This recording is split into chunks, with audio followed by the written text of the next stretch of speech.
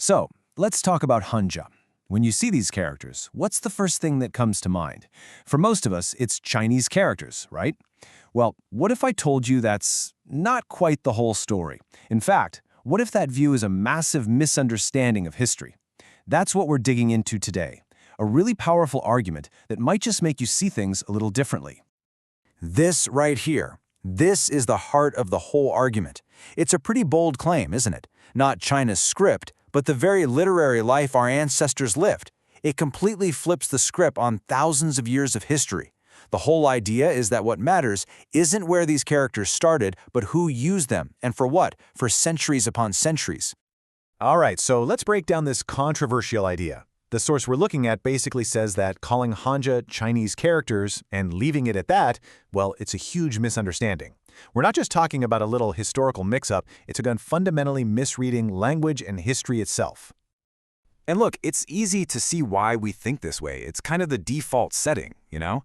You see a Hanji character, your brain goes, oh, that's Chinese, and that's the end of it. Seems straightforward enough, doesn't it? But here's where things get really interesting. The argument we're exploring says that view is not only wrong, but it's actually a leftover, a kind of mental relic from a colonial mindset where history was seen through someone else's eyes. By focusing only on where these characters came from ages ago, we're completely missing what they actually became. Okay, so how do we make that mental shift? It's all about changing the question. Instead of asking, where did they come from, we should be asking, how were they used? It's a switch from origin to usage. And this is the absolute key. What makes a script yours? Is it the origin story? Or is it the fact that your society used it day in and day out for thousands of years? Think about it. If you use a tool to build your house, write your laws, tell your stories, and record your family's entire history, at what point does it stop being a borrowed tool and just become yours? And when you look at the timeline of use in Korea, it's just mind-blowing. We're not talking about a brief period. We're talking about a continuous line that stretches from the very first Korean states all the way up to the year 2000. Think about that. It was a living, breathing part of the language for literally almost all of recorded Korean history. And this wasn't just some high-level thing for scholars and government officials. No. This was the DNA of daily life. It was used to write the laws that governed the land, but also the personal letters between family members. It's on the grand diplomatic treaties, and it's also carved into the tombstones of everyday people. It really was the entire operating system for recording life. So, to really get the big picture here, we gotta zoom out. Because Hanja's role wasn't just limited to the Korean peninsula. It was playing a much bigger game across all of East Asia. I want you to imagine something. For centuries, for the people living here, this map, this was the world, the whole world. Before major contact with the West, this was their universe. And in that universe, full of different kingdoms and different spoken languages, they needed a common ground to communicate. And that common ground was Hanja. It was the universal script. It was the language of diplomacy, of trade, of scholarship. It was the system that connected everyone, creating this incredible shared literary world. Basically, it was the lingua franca, but for writing. Here's maybe the best way to think about it. Look at Europe. The Latin alphabet came from, the Romans in Italy. But do we call it Italian writing when we use it for English? Of course not. It's the English alphabet. And when the French use it, it's the French alphabet. The argument here is that Hanja works the exact same way for East Asia. It's a shared toolbox that different cultures used to write their own unique languages. Now, this is a super important point, so listen close.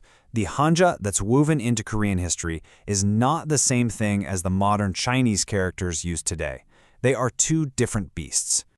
Let's even look at the name. Hanja literally means Han characters. But that Han refers to the Han Dynasty, an ancient period when the script was standardized. It's a historical label, not a national one. It's like calling architecture Gothic. It refers to a historical style and period, not the modern nation of Germany.